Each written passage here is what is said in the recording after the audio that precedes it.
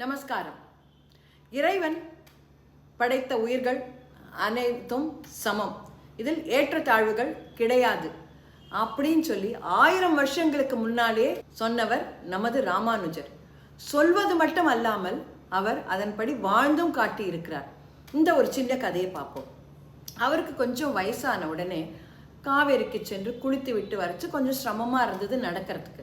அதனால என்ன பண்ணுவார், குளிக்க போகிறச்சே தன்னுடைய பிராமண சிஷ்யர்கள் மேலே கையை போட்டுக்கொண்டு குளிக்க போவார்.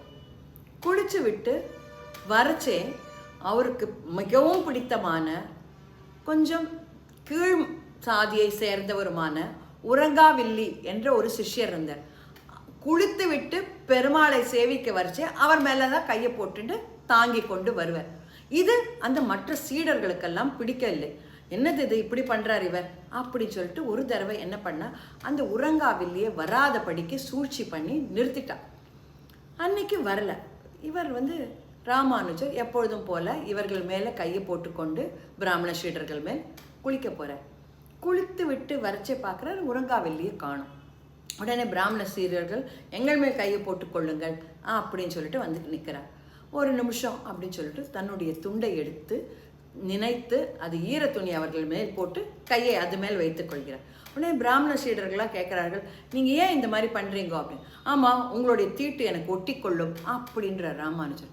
என்னது இது, எப்படி ஒட்டிக்கொள்ளும், நாங்கள் உயர்ந்த வகுப்பை சேர்ந்தவர்கள், எங்களுக்கு என்ன தீட்டு அப்படின்ற. உடனே ராமானுஜர் சொல்கிறார், இந்த அகம்பாவம் தான் உங்களுடைய தீட்டு. உயர்ந்த வகுப்பு அப்படின்ற அகம்பாவம் இருக்கு உங்களிடம். அந்த அகம்பாவம் நான் உங்கள் மேல் கை பட்டு விட்டால் எனக்கு அது வந்துவிடும். அப்போ உறங்காப்புலி அப்படின்னு கேட்கிறார்கள். உடனே அவர் சொல்ற, உறங்காப்புலியிடம் பண்பும் அடக்கமும் மிகுந்தவன் அவன். அதனால் அவன் பேரில் கையை போட்டுட்டா எனக்கு அந்த பண்புன்ற குணம் வருமல்லவா, அதனால் தான் அப்படின்னு சொல்கிறார். அதை கேட்டவுடனே சிஷ்யர்கள்லாம் வாயடைச்சு போயிடுறார்கள்.